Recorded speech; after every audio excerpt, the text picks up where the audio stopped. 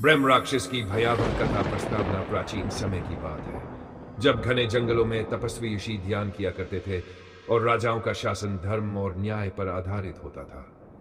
एक छोटे से राज्य में एक विद्वान ब्राह्मण देवदत्त रहता था। वह वेद पुराणों का ज्ञाता था, परंतु धीरे धीरे उसके अंदर घमंड और क्रूरता समा गई। उसकी तांत्रिक शक्तियां बढ़ती गई और वह अपने स्वार्थ के लिए दूसरों को कष्ट देने लगा।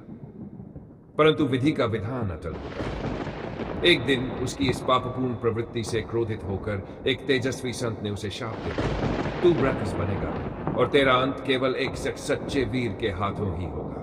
ब्रह्म राक्षस का आतंक। जैसे ही संत ने शाप दिया, देवदत्त का शरीर जल उठने लगा। उसकी चीखें आसमान तक गूंज उठी। देखते ही देखते वह एक विकराल ब्रह्म राक्षस में बदल गया। एक भयंकर राक्षस। उसका सिर विशाल था, उसकी जलती हुई लाल आंखें अंगारों की तरह चमक रही थी और उसके नुकीले दांत किसी को भी भयभीत करने के लिए काफी थे। अब वह जंगल के एक सुनसान मंदिर में वास करने लगा, परंतु यह मंदिर अब मंदिर नहीं, एक भयानक मृत्यु स्थल बन चुका था। जो भी वहां जाता कभी वापस नहीं आता। गांव वालों ने कई बार यज्ञ किए, परंतु ब्रह्म राक्षस की शक्ति इतनी भयानक थी कि उसने सबको नष्ट कर दिया। राजकुमार अर्जुन की चुनौती।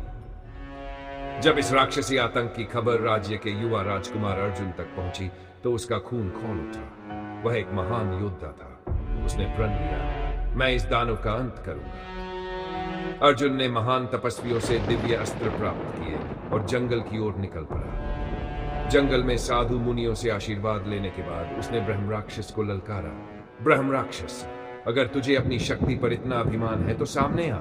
जैसे ही अर्जुन मंदिर के पास पहुंचा, अचानक चारों ओर अंधेरा छा गया। एक भीषण गर्जना हुई और धरती कांप उठी। तभी आग के तूफान के बीच से एक विशाल आकृति उभरी, ब्रह्म राक्षस। उसकी लपटों जैसी सांसें जंगल को झुलसाने लगी। उसकी आंखों में एक भयावह ज्वाला थी। अर्जुन ने बिना समय गंवाए अपने दिव्य बाणों से हमला कर दिया, लेकिन क्या, ब्रह्म राक्षस पर कोई असर नहीं हुआ। युद्ध भयानक था। घंटे बीतते गए। अर्जुन ने हर संभव अस्त्र चलाया, परंतु ब्रह्म राक्षस अमर था। ब्रह्म राक्षस का अंत कैसे होगा? अचानक अर्जुन को एक ऋषि की दी हुई शक्ति का स्मरण हुआ। ब्रह्म राक्षस का अंत केवल तब होगा जब उसे उसकी आत्मा का बोध कराया जाएगा। तभी अर्जुन ने अपनी तलवार नीचे कर दी और ऊंची आवाज में बोला, देवदत्त, क्या तू भूल गया कि तू एक ब्राह्मण था? तूने वेद पुराणों का अध्ययन किया था, फिर तूने अधर्म का मार्ग क्यों चुना? अर्जुन के इन शब्दों ने ब्रह्म राक्षस को झकझोर दिया। उसकी आत्मा छटपटाने लगी।